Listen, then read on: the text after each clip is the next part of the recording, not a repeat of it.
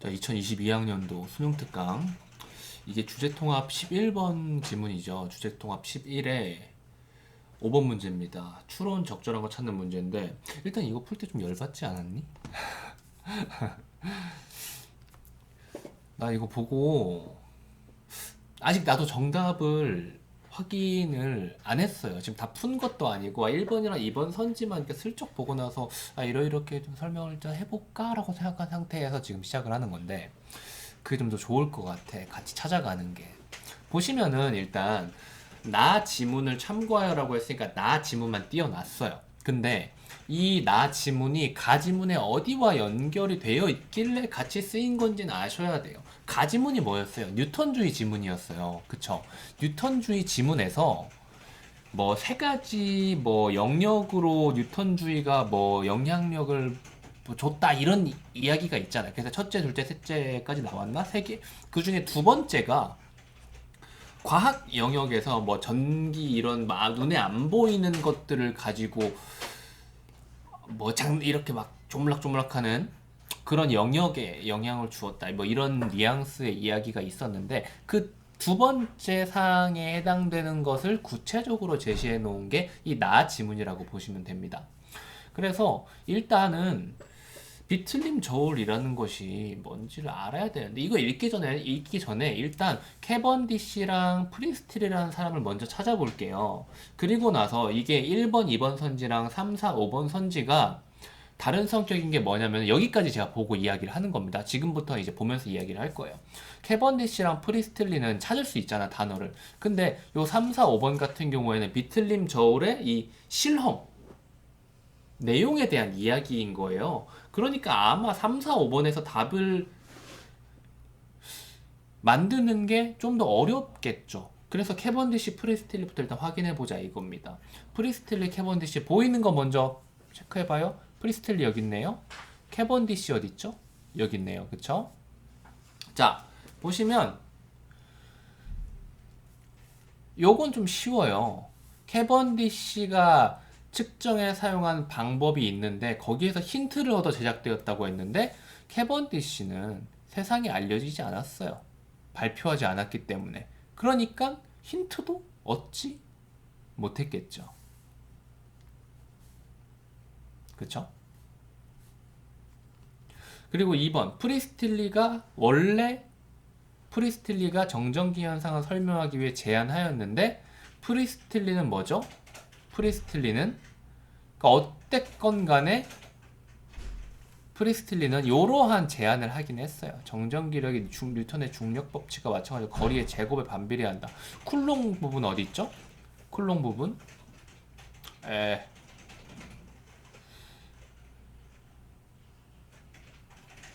이 뭐냐 이거 뭐 아무튼 간에 아무튼 여기 지금 안 읽어가지고 지금 이거 이 선지 설명할 때 이거 읽을 필요가 없어. 왜냐면은 이러한 이야기를 하긴 했는데, 프리스틸리는 뭐 이러한 어떠한 구로 수행한 실험을 토대로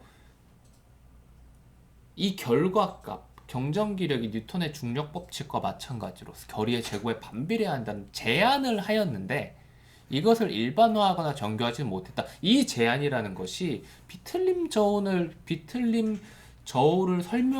그러니까 이 제안을 설명하기 위해 비틀림 저울을 제안한 것이 아니고, 이 설명하고자 하는 이 내용 자체를 제안한 것으로 끝난 거죠. 그쵸? 그래서 비틀림 저울을 제안한 게 아닙니다. 그쵸? 그래서 이렇게 두 개는 이렇게 나오는데, 그러면은 이게 2점짜리 문제잖아요. 지금 이미 1번 선지랑 2번 선지 풀 때 뭐 썼어요?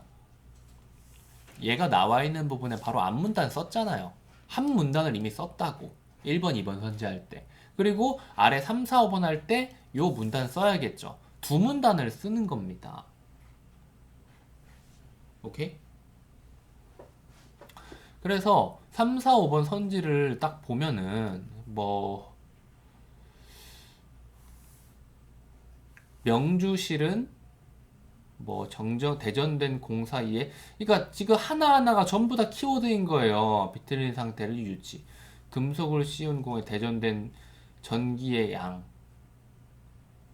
정확하게 잴 수 있는 방법이 있어야 한다. 뭐 막대 양쪽에 매달린 대전된 두 공 사이의 정전기력이 뭐 거리와 같은 관계를 확인한다. 뭐 이런 내용들이 있는데 이 선지만 가지고 뭐 모른다 이거야. 이걸 읽어야겠죠. 비틀림 저울 실험을 읽으면서 옆에 정리할 수 있으면 정리해 볼 겁니다. 잘 정리될지 모르겠지만은 자 보시면 대전체 사이 대전체 사이라는 거는 이 단어 자체를 어려워하시면 안 됩니다. 대전이라는 거는 어떤 물체가 전기를 띨이라는 내용이니까 전기를 띠는 물체 사이의 정전기력을 측정하는 거예요. 그쵸? 그리고 두 대전 입자 지금 대전체 사이, 대전 입자 사이 좀 다른 거죠. 입자는 작은 입자잖아요. 그리고 두 대전 입자 사이의 정전기력 그냥 한번 써볼까요? 대전 입자 뭐 A라는 녀석이 있고요. 그리고 B라는 녀석이 있을 텐데요.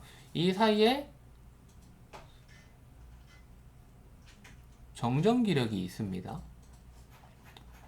이 정전기력이 있는데 여기에서 이제 그냥 쓰는 거예요. 이게 정확히 무슨 의미인지 저도 모릅니다.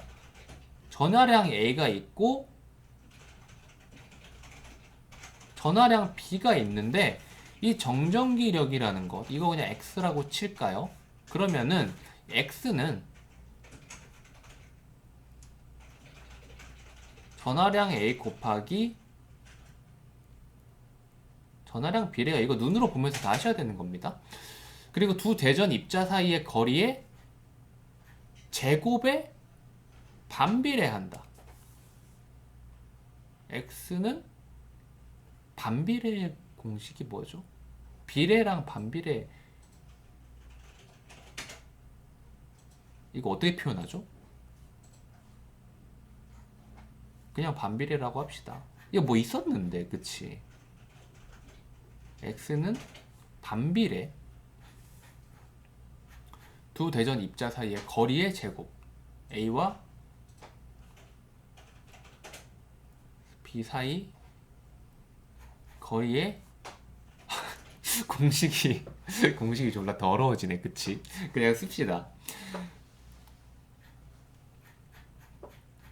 이렇게 결론을 지었대요. 그리고 이제 비틀림 저울은 근데 이걸로 뭐 어떻게 측정을 해? 뭐 일단 측정한 결과 일단 이러한 공식이 나온 거죠. 좀 더 볼게요. 그래서 비틀림 저울은 위에서 매달아서 내린 명주실 끝에 막대의 가운데를 묶어 막대를 수평으로 유지하고 막대 양쪽에 금속으로 코팅한 공을 매단 형태였다. 이거 보고 머릿속에 그림 떠오르니 위에서 실을 매가지고 여기다가 막대를 연결했어요. 그쵸? 막대를 연결했어요. 그리고 이 둘 사이에 금속으로 코팅된 요런 공을 막대 양쪽에 매달았다 그러니까 이거 어떤 식으로 매단 걸까? 여기에 그냥 이렇게 매단 걸까? 아니면은 요렇게 매단 걸까? 근데 저울이라고 했으니까 아마 요게 맞겠죠? 요런 식으로 그래서 이 사이에 뭔가 정전기력이 발생한다 뭐 이런 이야기를 하는 것 같죠.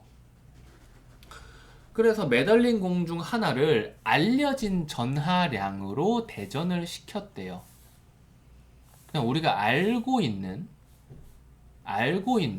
전하량 A로 대전을 시켰는데 알고 있는 숫자라고 했으니까 이미 정해진 숫자니까 이거 상수라고 보시면 되는 거죠. 사실 이 지금 단어를 쓰는 게 엄청나게 지금 독이 될 수 있을 것 같을 수도 있는 것 같은데 일단 써볼게요. 이미 상수입니다. 상수 정해진 숫자란 말이에요. 그쵸? 그래서 이 공의 근처에 같은 종류의 전기로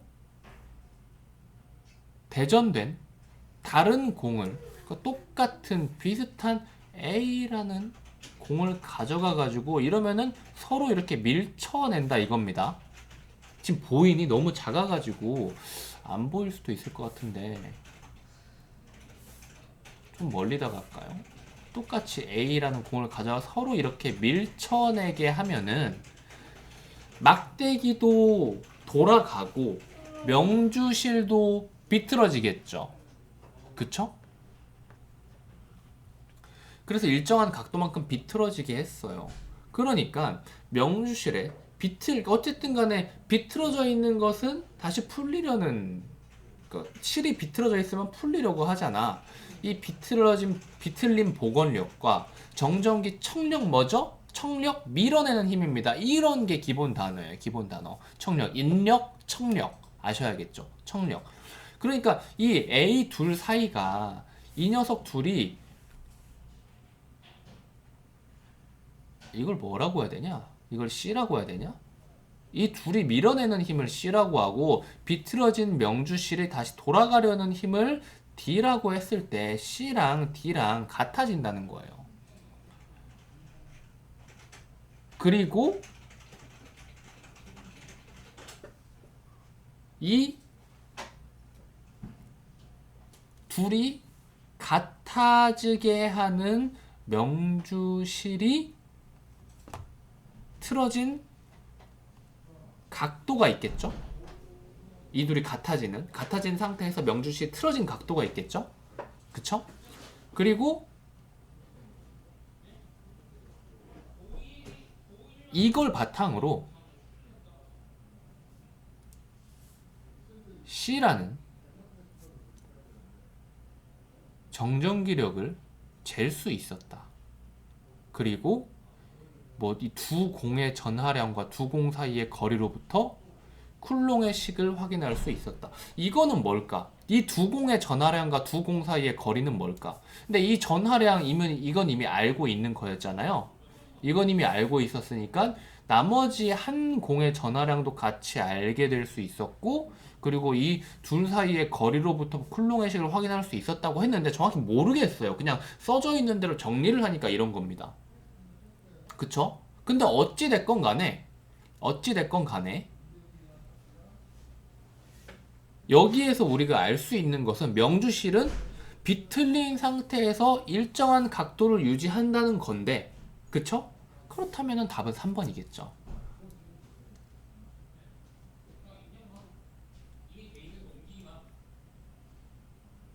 가 아니죠. 와, 씨, 틀릴 뻔했네. 정전기죠? 청력이었죠. 제가 방금 전에 인력, 청력 말해놓고서 틀릴 뻔했죠?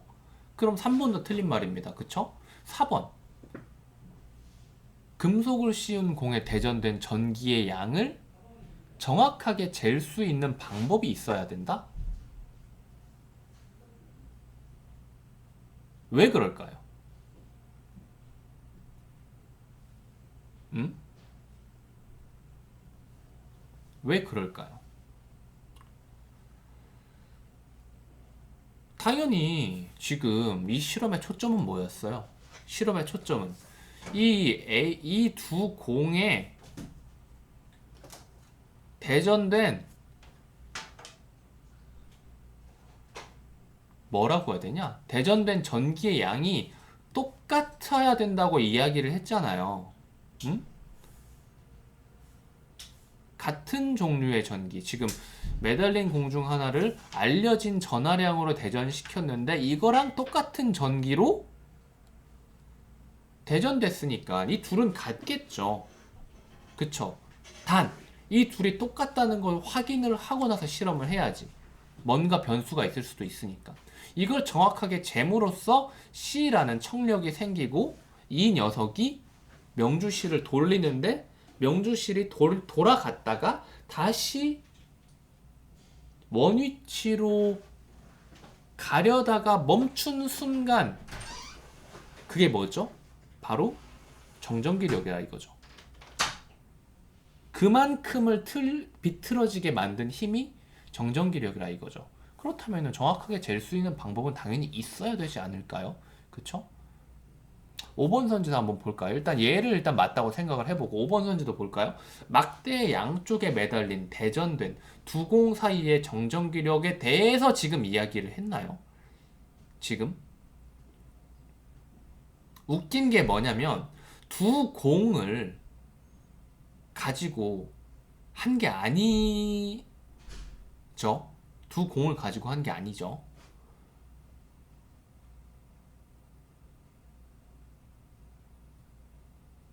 그래서 제가 아까 설명을 하나 잘못했던 것 같은데 지금 요 아까 전에 이 두 개 맨 마지막 이야기하면서 뭐 매달린 공과 그것에 가까이 가져간 다른 공 사이의 정전기력은 여기까지고 그 이후에 두 공의 전하량과 두 공 사이의 거리로부터 쿨롱의 식을 확인할 수 있었다라고 말하는 게 이 여기에 해당하는 부분이다라고 설명을 했던 것 같은데 이 두 공 사이에서 이야기하는 부분이다라고 설명을 했던 것 같은데 그게 아니라 그냥 애초부터 그냥 여기에 초록색으로 할까? 애초부터 여기에 되어 있는 거였죠. 그럼 이 녀석은 왜 매달려 있는 거야? 아마 이 막대기의 평형을 유지하기 위해서 얘랑 똑같은 녀석을 여기다가 매단 것 뿐이다.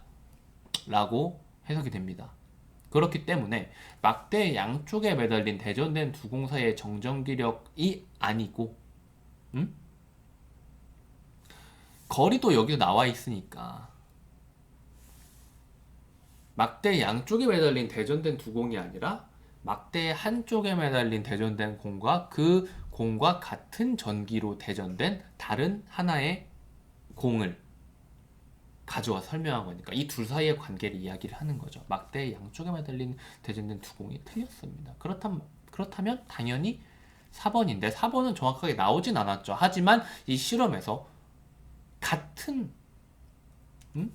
이 알려진 전하량으로 대전시키고 이 대전되었다는 게 무슨 의미를 가지고 있어요? 그만큼의 전하량을 띠게 했다는 거잖아요. 확인을 해야겠죠. 그쵸? 그래서 요 4번이 맞다라고 생각이 되네요. 그런데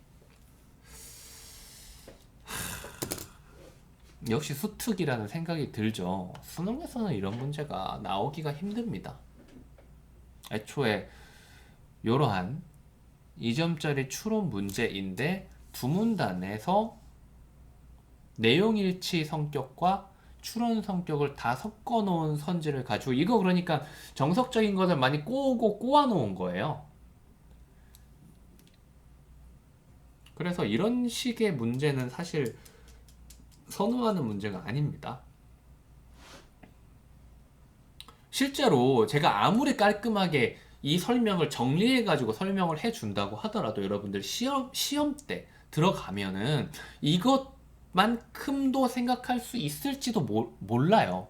근데 어찌됐건 간에 이 실험 자체에 대해서 머릿속에 이미지를 이런 식으로 떠올려가지고 정리를 할 수 있냐 없냐에 따라서 답을 구할 수 있냐 없냐가 갈리는 거죠. 이 4번도 사실은 딱 보고 정확히 이게 정답이다라고 확신을 할 수 없지 않니? 나머지 3번과 5번이 틀렸다라는 것을 확인을 한 후에 4번이 정답이라는 걸 체크할 수 있었을 거예요. 굉장히 좋지 않은 문제입니다. 여기까지 할게요.